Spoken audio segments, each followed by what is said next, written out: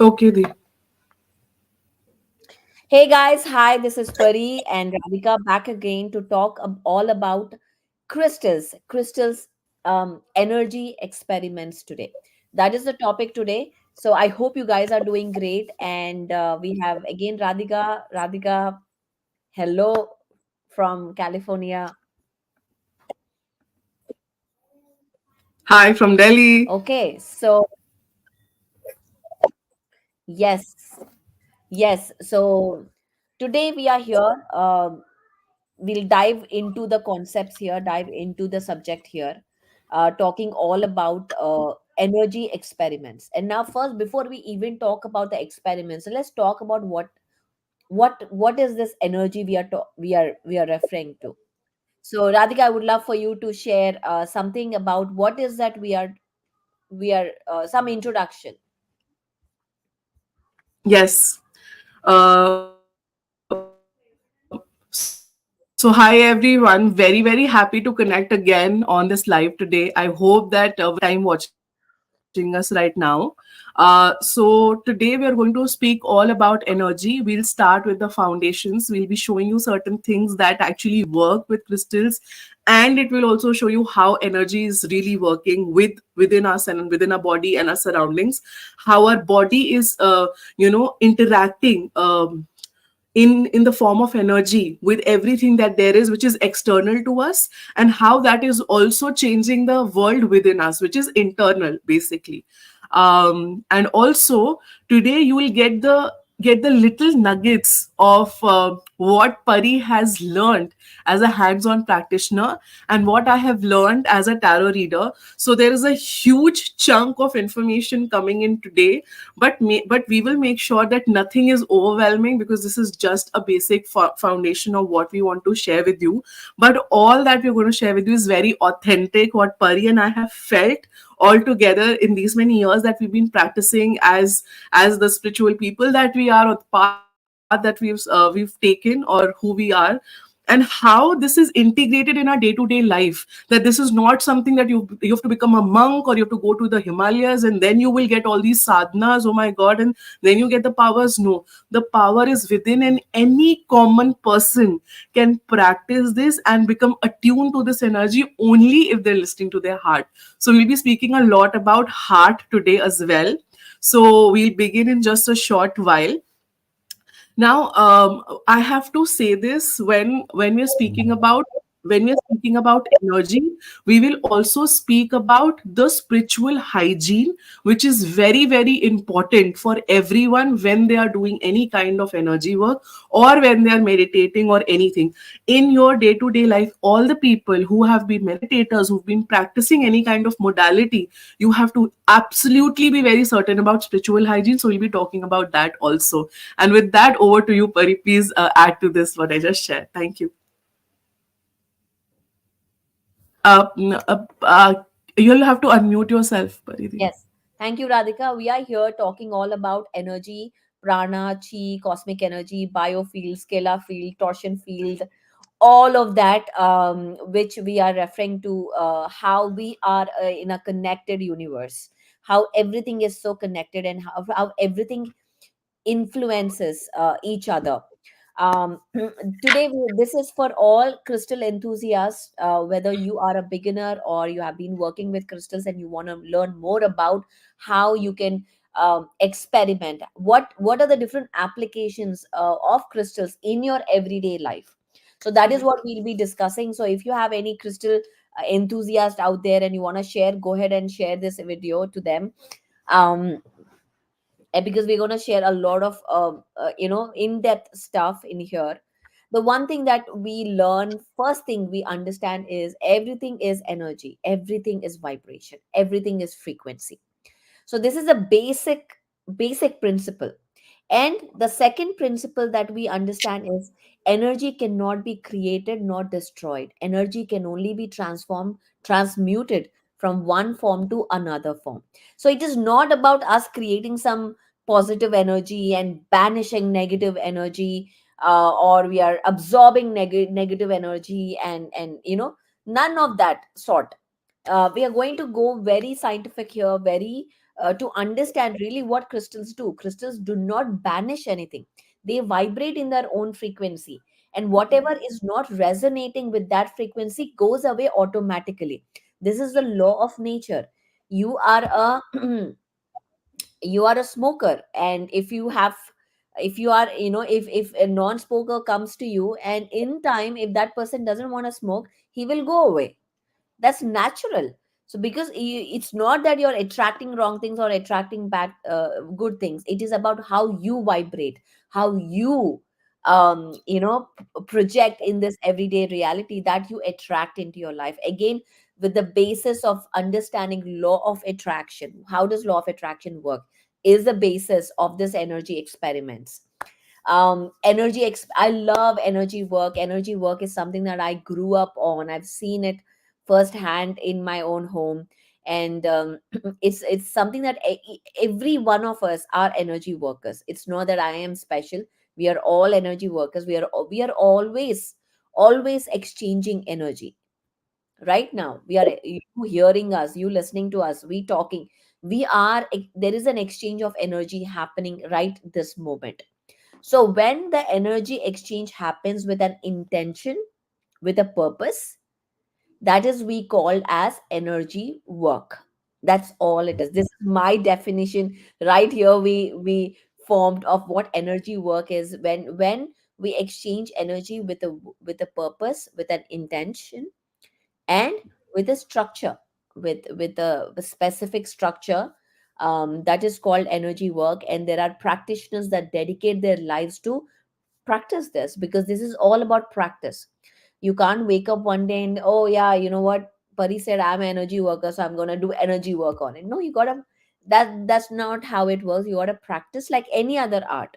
You want to be a piano player, you have to go to a teacher, learn piano, practice piano, and then you succeed at it. The same thing. So if you want to be a crystal practitioner, you want to first learn about crystals, learn about it, practice the art of crystal therapy, crystal healing, whatever that you call, that resonates to you. And that's how you become a powerful crystal practitioner. So that is about an intro about energy today to all of you. Uh, Thank you, Pari. And now that you've spoken about what is really about energy, now we will flow into the fact of how we have gotten that energy bit to our practice. And might as well I'll begin with because I also am a card reader. I do read Mm. oracle and tarot, and how I integrate this energy. So let me tell you the first thing. For me, the foundation is very simple: Anapanasati meditation. If I am not meditating, I am wagged out of my attunement to my inner self. And if I'm wagged out of that attunement with my inner self, with my heart, with my soul, I cannot absolutely touch my cards for any kind of heavy energy work. And let me tell you, card reading business is not some woozy thing. Oh my god, that is so cool, look at them, they read the cards. No, it doesn't happen like that. And I'm being very, maybe very, I have like this attitude that I'm showing right now.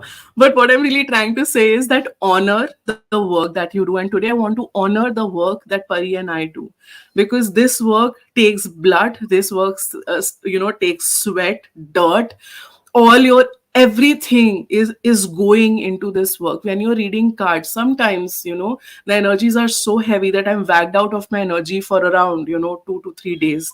And when I say wagged out, I am not saying it in a negative connotation, but what I'm saying is the energy exchange is very heavy.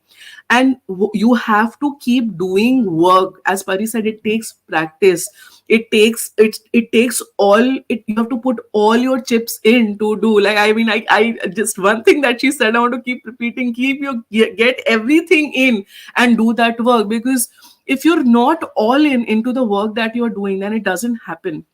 Now, it is as simple as that. When I'm touching my cards, I know my cards are speaking to me, and as fantastical or as as mythical it might sound, it is but true. anyone who's been meditating, okay, and they can vouch for this, when you sit in this position, the lotus position, when you join your hands like this, you close your eyes, you cross your legs, that circuit completely takes you into some other dimension. Especially if you've been practicing meditation for over 6 months, you would have felt it, that when you go to a, when you go to a sacred place or a sacred site, this connection becomes even bigger. When you are in a pyramid and when you're meditating, it just might take 1 second for you to get into that energy zone. And when you're into that energy zone, you might be feeling that like a circuit like energy is flowing in your body, or your body is moving. We talk about the 7 experiences that Patriji has so often talked about. What are those 7 experiences? That 7 experiences is nothing but experiencing energy in this physical form. When your body starts moving, when your head starts to get heavy, when you are seeing any kind of a vision or colors, or you're seeing maybe a past life, all of this is energy. All of this is energy. So if someone was doing past life regression to you, it is nothing but energy work. They're actually tapping into the energetics of your timeline, in this human form, in any other human form, or in any other dimension or planet, for that matter. So people who are into this kind of esoteric work, esoterics, occultism, everything takes energy. And what Pari said, and it's the most beautiful thing that you would have learned today, if you've not known this before, we keep repeating this. What Pari said, that energy can neither be created nor be destroyed. Energy is neither negative nor positive. Energy is how you perceive to be. If you are intrinsically, and I'm speaking in human terms now, right now, if you're intrinsically a bad person, if you are a murderer, that is the kind of energy you will attract. You will attract, going to jail. You will attract, all those kind of people who will, maybe motivate you to do that kind of work, or you will attract the kind of life that is not maybe in your blueprint as well. So you do as you are, what you are, and energy is also what you're consuming, guys. So when I'm doing my card reading, or when I'm doing any kind of energy work, when I'm getting into the practice of it, I make sure that I am very aware of what I'm eating. I'm very aware of what I'm drinking. I'm very aware of what I'm wearing, of what I am thinking, of how I'm speaking, of what are my inner thoughts. And once I am feeling that now, okay, now I'm ready to begin this work, then I will sit for meditation. And then I'll meditate for at least 40 minutes to 1 hour to 3 hours, as much as my heart is telling me to do. And then I'll get into the other process of, I'll get into step one, step two, step three, step four. And that is how it is. That is exactly what needs to be done. And now that I've spoken about this, I am again moving on to Pari. Now she'll speak about her experience of hands on energy practice. Pari, over to you. Yes. Well, hands-on energy practice. We've into 10 minutes now, giving you the introduction of what energy is. Now, working with energy, hands-on practice is basically, we are, again, as I said, we are exchanging energy and different modalities of energy work. I've been trained as a hands-on energy worker with a very amazing teacher in LA, actually. They don't do online. You have to go there. It's a mystery school. You have to go there and learn. Which I really, that opened up a lot of portals within me. That specific, um, you know, workshop. It is some. I'll tell you something, guys. When you do a workshop, all this what we are talking, you already know it. You know it within you. Like when I went to the workshop, when I was hearing everything, I knew all of that. But when you actually hear it again in the right group with the right people, you will open up, activate a lot of portals within you. And this is why we go into different retreats or different groups or different courses, is for that energy exchange. I personally don't like recorded sessions. I love being there live. I love being there, whether it is in person or whether it is online, it doesn't really matter, but just being in their presence makes a lot of, it is that energy exchange again happening. So whenever I am in fact, I don't do energy work. Like, you can't just hire me to be a energy worker. I actually work on very specific, there is very specific. I just do it for myself, unless I am called to do with somebody else. And all the energy workers, like this is like, I love energy work in the sense because it is like getting a um taking care of your hygiene, your energy. It should be a monthly routine, like you go for a massage or a facial, you get a energy work. It should be a, because of why? Because the times that we live in, if you're an energy worker, a coach, a teacher, an empath, a caregiver, you're giving your all, you need to take care of your energy, otherwise you will be drained in no time, and you know that you've been experiencing that. So that's why energy work plays an important role in today's world, to take care of our own self. It is self care, it is to be your best version. So for me, I love this work. I love doing this work, and that's why even we are doing a retreat in Mexico that's coming up soon, which I will share about it at the end. But So this is energy work, guys, and there are different ways to do energy work. There is crystals, there is pyramids, there is music, sound therapy, there is color therapy, there is vibrational, different vibrational frequency devices that you can do, radionics. However, there are so many modalities. We focus more on crystals here. And One thing that I love, one, today we're going to talk about, I will share different methods. One is definitely the dowsing method. Radhika, can you show? I'm going to dive deep in because we are running short of time. So the Yes. dowsing method, the pendulum. If you are in the crossroads and you don't know where to go, what to do, dowsing is the greatest way to learn your own truth. Is using a pendulum. So let's, Radhika, show the pendulum to everyone. Yes.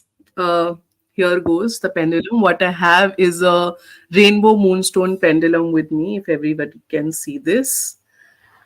This is a rainbow moonstone pendulum. So, how do you dowse? What is dowsing? Dowsing is basically getting into the the semantics or the intricacies of energy, which you can feel but you cannot see, you cannot touch, you cannot hear, but Hmm. all that you can feel. Okay, now how do you dowse? What does dowsing do? Dowsing in general gets you aligned with how the energy is around in a place, with a person, in a house. Dowsing is about how to see if a certain place, person, or situation, um, if a certain person, place, or situation is worth your time and energy. It is about if you should get into something. And what is a simple thing? Okay, so this is my, if you can see, this is my dowser, and I'm literally feeling it. So once you begin to dowse, you connect with your dowser, and I've been connecting this with early morning. So you have to connect with your dowser. You have to like literally touch, and you have to feel the energy. Okay, what is going? And now what you must do is, so this is a chain. Okay, and also there are many other forms of dowser. There are copper dowser, which are hanging like this. Then there are rods. There are dowsing rods, which are specifically used by energy workers, which are used by vastu experts to see any kind of, because Pari does it. I've seen Pari doing the dowsing rods for a particular place to see the energy leaks, because she's been practicing energy. Okay, so for me this works great because I am usually seeing the energy of my cards or a person or situation. I also get answers through my dowser of yes and no.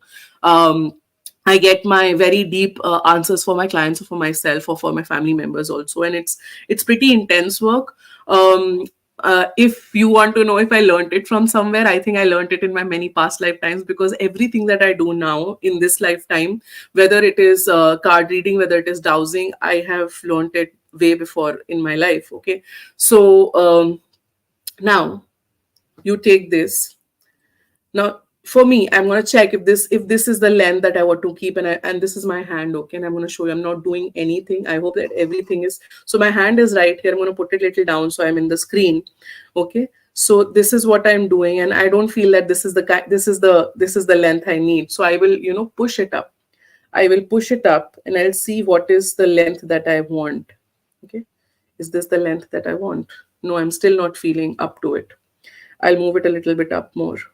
Okay, now this is what feels right to me. Maybe a little up. Yeah, and I'm going to hold it like this, how what I feel comfortable. So this is maybe the length that I want to keep. This is the kind of length that I need for that energy to start flowing for me. It can be totally on you, so you have to keep moving this up and down to see where it is feeling, and this will take some practice. It will take some meditation. Okay, I'm going to simply close my eyes and I'm going to ask. So there's a tip here. It's camouflaging the everything dark. Okay, so this is how it looks, this pretty thing. So this is the point, and I'm just keeping my hand still. Okay, now everybody can see this. And I want to check my own energy. So if it is rotating like this, that means I am not wagged out of my energy. If it is rotating like this, that means I'm little not in tune with my energy. Okay. So I'm going to make it still now. And you can speak out loud or speak in person, like in within, just connecting with it energetically. I'm going to connect with it energetically right now.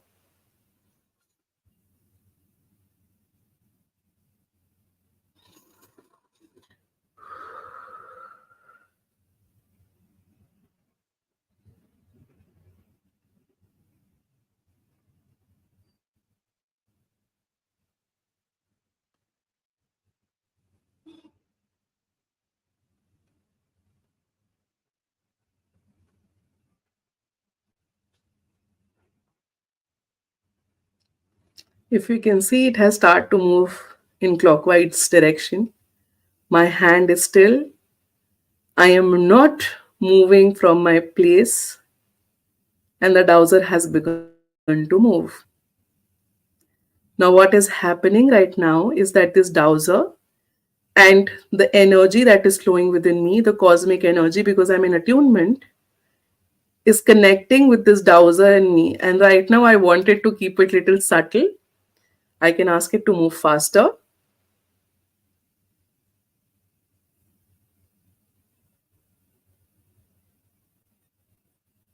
And now see the speed.